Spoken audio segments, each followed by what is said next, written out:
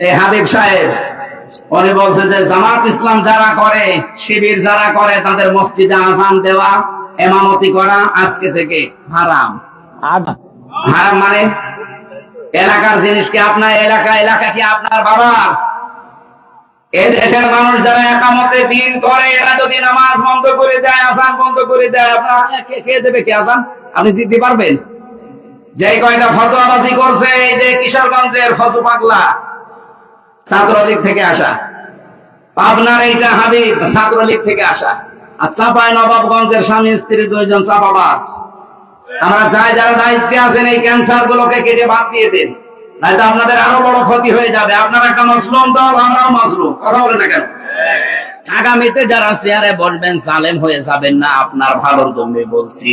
আপনি জীবনেও টার্গেটে যেতে পারবেন না। অনেকে অনেকের হাওয়া খেয়ে এখন আবার জুলুম করার জন্য বিভিন্ন রকমের কথাবার্তা বলছে। এদের কথা শুনেই বোঝা যাচ্ছে যে ও চেয়ার পেলেই জুলুম করবে। এক কথা বলেন। কেউ বলেছে আগে তো কোরআনের অনুষ্ঠান করতে হলে অনুমতি নেওয়া লাগতো, আমরা যদি যেতে পারি অনুমতি দেব না। আপনি কথা আগেই বলে ফেললেন, অন্তত ক্ষমতা যাওয়ার পরে বলতে পারতেন না? দেশের মানুষ তো সব বুঝে ফেলেছে যে আপনি কি। এক কথা বলেন না কেন? যেখানে যে বসে আছেন 1628টা চেয়ার, এখন অনেকের চেয়ার কিন্তু গরম হয়ে গেছে, কারণ যে যখন চেয়ারে থাকে সে তখন গিয়ারে থাকে। আমি এই যে চেয়ারে আছি, আমি এখন গিয়ারে আছি। স্যার চেয়ারে আছে মনে করছেন একটুখানি, নাও গিয়ারে আছে, স্যারও গিয়ারে আছে। আমরা মনে করছি যে চেয়ার থেকে আর নামা লাগবে না, কিন্তু পৃথিবীর কোন চেয়ার কারো জন্য স্থায়ী না। একটা চেয়ার শুধু স্থায়ী ছিল, হাসিনারটা। ওটা তো আরো অস্থায়ী।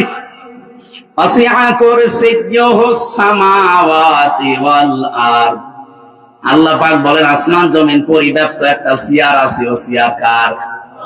ওই চেয়ারের কোন পরিবর্তন নেই। তাছাড়া দুনিয়ার কোন চেয়ার স্থায়ী না। এই জন্য শিক্ষা নেওয়া লাগবে, চেয়ারে বসলে যেন কেউ লাভ না দেয়। অনেকে চেয়ার পেয়ে এখন কিন্তু সুর পাল্টিয়ে ফেলেছে। এক কথা বলছেন এখন। আপনি আগস্টের 5 তারিখের আগের বক্তব্যগুলো দেখেন, মাহফুজ আলমের, আর এখনকার বক্তব্যগুলো দেখেন, চেয়ার পেয়ে পাল্টিয়ে গেছে। এই জন্য চেয়ারে থাকলে গিয়ারে থাকা যাবে না। চেয়ার মানে যে চেয়ারের কোন ভ্যালু আছে। তারপরও তো আমরা যারা বসলাম, এই যে রুহুল আমিন সাহেব ছিলেন বসা, ওনার কানে কানে চেয়ার বলেছিল রুহুল আমিন বেশিক্ষণ না, মাত্র ঘন্টা খানিক। আমারও বলে দিয়েছে মাত্র 1-1.5 ঘন্টা। এরপরে তাহাজ্জুদের নামাজ শুরু হবে।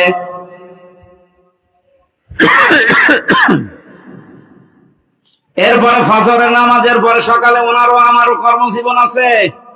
তার মানে চেয়ার পৃথিবীটা কারোর জন্য স্থায়ী না। আপনাদের আহ্বান জানাবো, যে চেয়ারে বসে আছেন কোন সময় গিয়ার নেবেন না। সব সময় চিন্তা করবেন এইটা, যে চেয়ারে বসলে নামা লাগে। আরো আসতে বলেন। আগামীতে যারা চেয়ারে বসবেন খুব চিন্তা ভাবনা করে ভাই, কারণ কারো জন্যই চেয়ার স্থায়ী না। আমার আফসোস লাগে, আজকে আগস্টের 5 তারিখের আগ পর্যন্ত এই দেশে কথা বলতে পারতাম না, আর এখন অবস্থা কথা বললেও শোনে না, সবে চেয়ার। আগে বলতে পারতাম না, আর এখন বললেও শোনে না। আপনি যে কথাগুলো নিয়ে আসেন সামনে সামনে, একটা কথাও কি আপনি দলিল দিয়ে ঠিক মতো লাইন মতো নিয়ে আসতে পারবেন? আপনি কোন কারণে আগস্টের 5 তারিখের সব ভুলে নতুন করে এখন আবার একটা দলকে টার্গেট করে মিথ্যা তহমত তাদের নামের আগে পরে লাগিয়ে দিচ্ছেন? কি এই জন্যই তো দেশের মানুষ এখন তার নামই বলে না, বলে সান্ডা না বোতল। নামই মনে হয় মানুষ ভুলে গেছে, হয় সান্ডা বলবে না বোতল বলবে। আমি এখান থেকে যেটা বলতে চাই, আগে তো বলতে পারতাম না দক্ষ, আর এখন বললেও শুনছে না। এজন্য যারা দায়িত্বে আছেন চেয়ার যেহেতু কারো জন্য দুনিয়াতে স্থায়ী না, আপনি চিন্তা ভাবনা করে বসবেন, চেয়ারে চালাবেন চেয়ারটা। জালেমরা আজ পর্যন্ত সফল দুনিয়ায় হয়নি, কিয়ামত পর্যন্ত হবে না, এই গ্যারান্টি কার? আরো জোরে বলেন। আপনি কথা উঠলে শুধু ৭১ টেনে নিয়ে আসেন। এই প্রজন্ম আর ৭১-এর কথা শুনতে চায় না, এখন শুনতে চায় ২৪-এর কথা। আপনি আমাকে ৭১ বলে জীবনও ভোলাতে পারবেন না, কারণ আমার বয়সই এখন ৩৩। ৫৪ বছরের কাহিনী আপনি কেন বলেন? আপনি ২৪-এর কাহিনী বলতে পারেন না? কথা বলেন না কেন? আপনি ২৪-এর কাহিনী শোনান, আমি আর উদ্বুদ্ধ হব।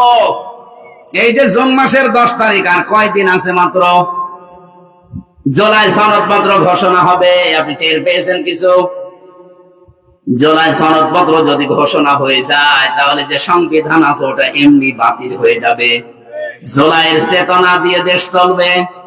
যে রাষ্ট্রপতি আছে, সংবিধান যদি না থাকে এমনি বাতিল হয়ে যাবে। আর সংবিধান বাতিল হয়ে গেলে রাষ্ট্রপতি শেষ, নতুন রাষ্ট্রপতি বসানো হবে জুলাইয়ের ঘোষণাপত্র দিয়ে।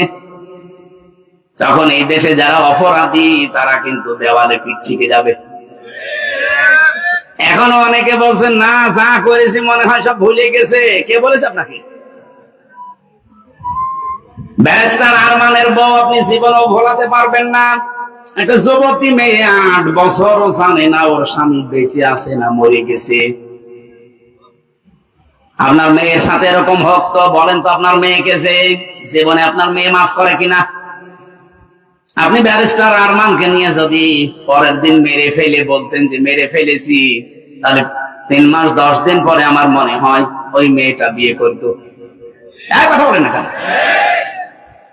আপনি নিজেকে ওই জায়গায় দাঁড় করান তো, আপনার নিজের মেয়েকে দাঁড় করান।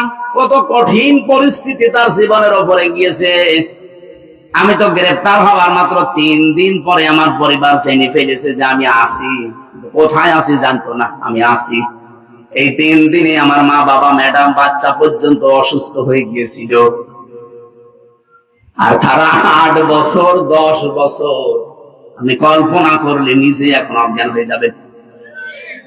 আমি মাটির নিচে ১০ দিন ছিলাম, আমি দেখেছি আসার সময় কত মানুষ ওখানে ৭ মাস ১ বছর ২ বছর পড়ে আছে, দুনিয়া কেউ জানে না। ৬-৭ মাস পরে নাকি একদিন আসে নখ কাটার জন্য, চুল কাটার জন্য। বলেন তো ৬-৭ মাসে নখ কত বড় হতে পারে? আমি যখন নিচ থেকে আমার চোখ খুলে বের করছিল, আমি নিজে দেখেছি এই দেওয়ালের ওপরে এরকম এই ভাঙ্গা ভাঙ্গা আঙ্গুল দিয়ে লিখে রেখেছে এই নখ দিয়ে, যে ভাইরা কেউ যদি বাইরে যেতে পারেন এই নাম্বারটায় জানাবেন যে আমি বেঁচে আছি। তার জীবনের ওপরে কি গিয়েছে আপনি বলেন তো?